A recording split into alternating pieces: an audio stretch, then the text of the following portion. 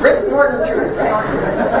So today's title is So What? Do y'all remember Arlo Guthrie? Yeah. Folk singer from the 60s, 70s, turned philosopher. A lot of them got into a lot of Eastern religions and philosophy. And Arlo Guthrie says that his mantra now is, so what?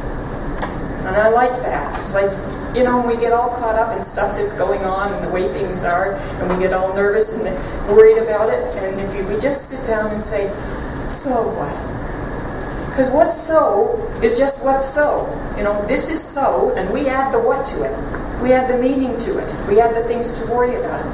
So we can just kind of relax and say, so, what? Yes? George Mulhern said it first. George said it first. All right. So Arlo must have been listening to George. All right. So then the other meaning is so what?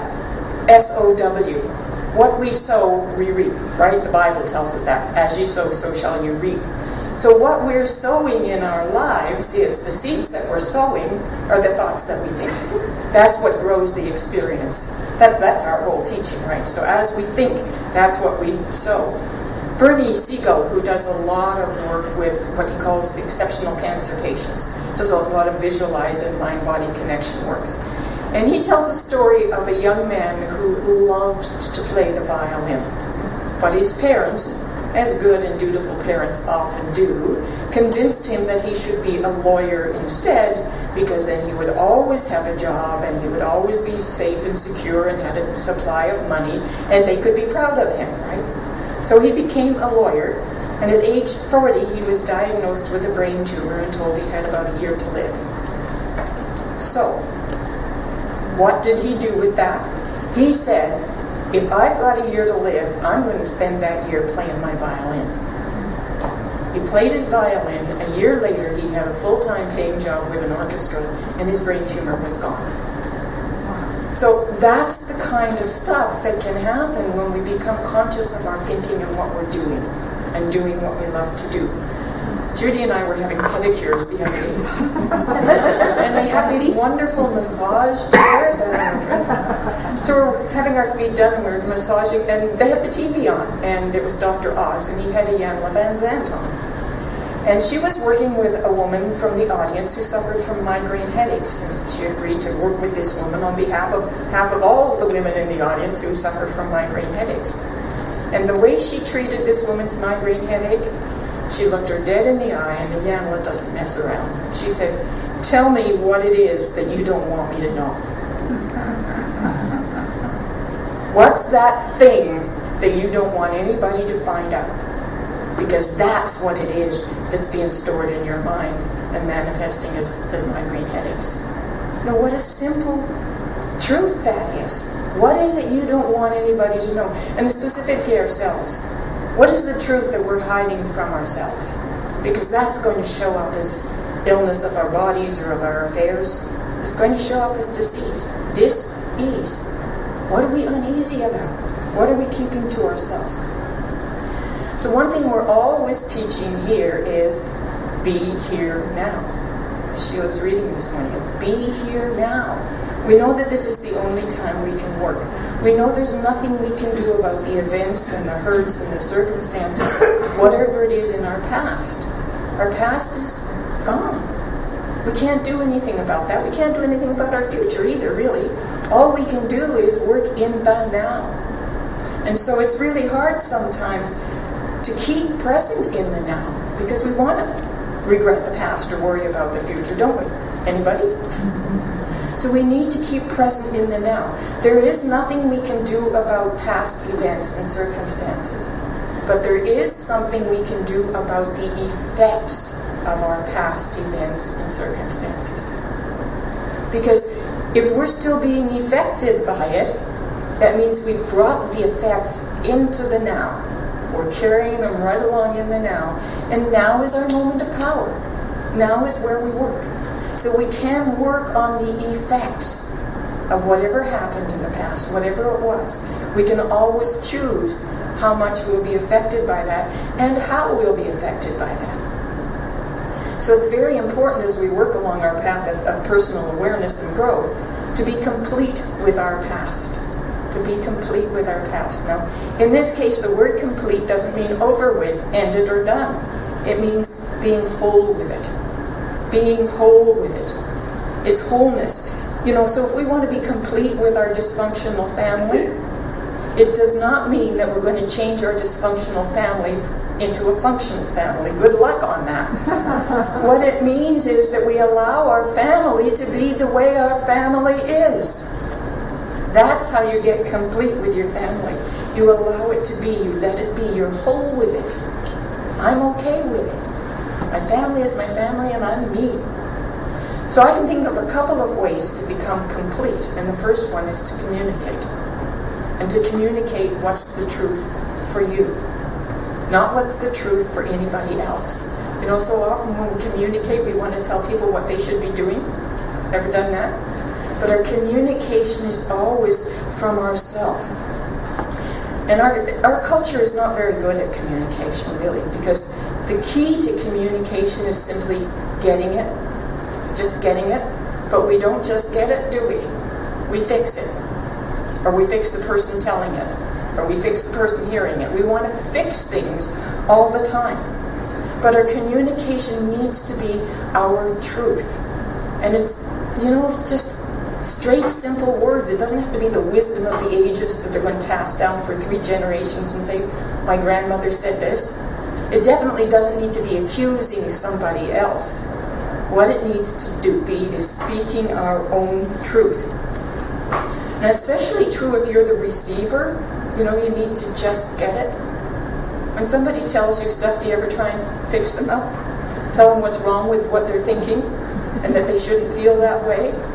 You shouldn't say that. You shouldn't feel that way. So if you say to somebody, gosh, I'm really tired, and then somebody says to you, well, I told you shouldn't have stayed up so late last night. You take on too many things. You're getting old, all those things.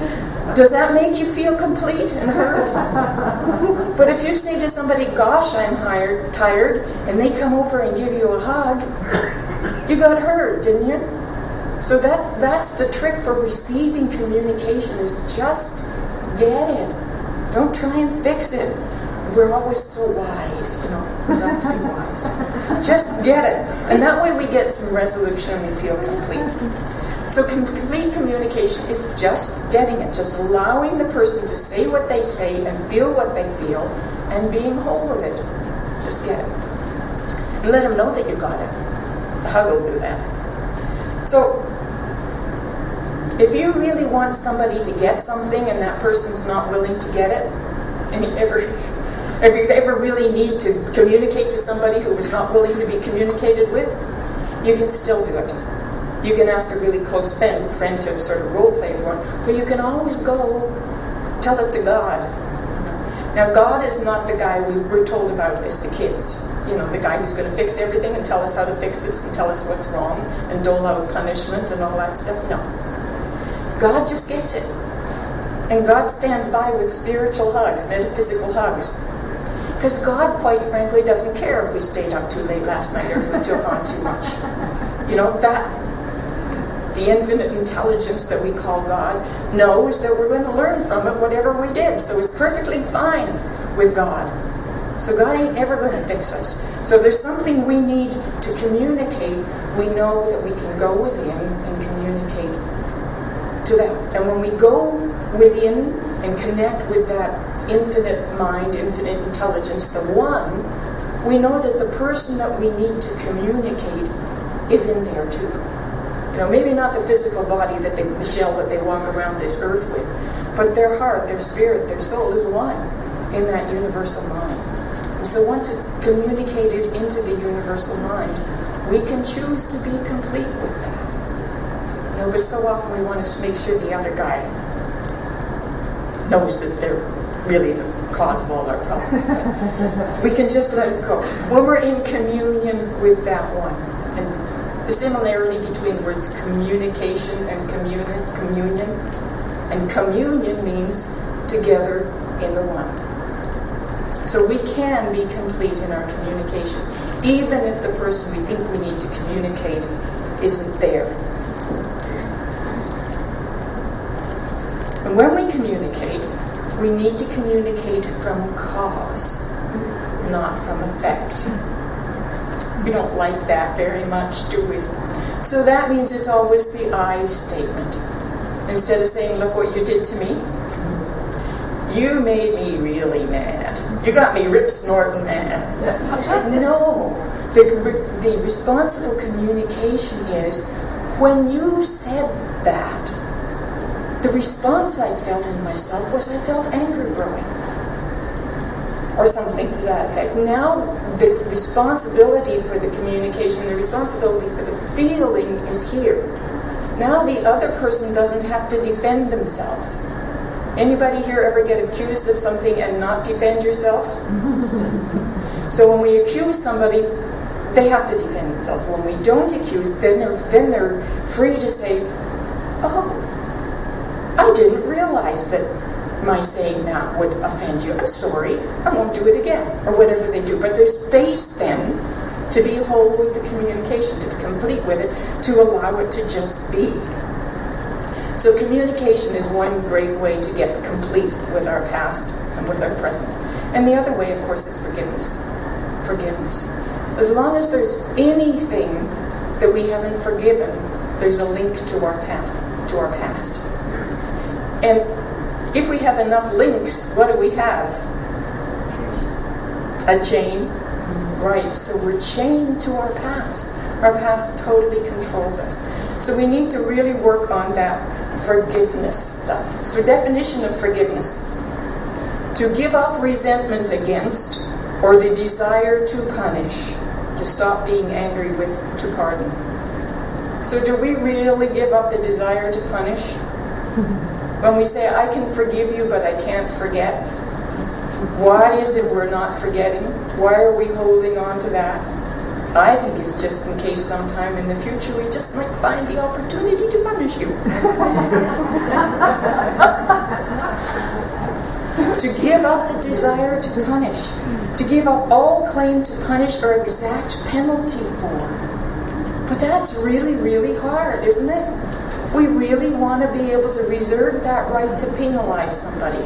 Keep that back door open just in case we get the opportunity. To forgive means to really let it go. To really let it go and to be complete with it. Somebody once said to forgive is to give up all hope of a better past. Really, really let it go. I was in a workshop or seminar one time when a young man shared that 20 years previously he had cut his parents out of his life.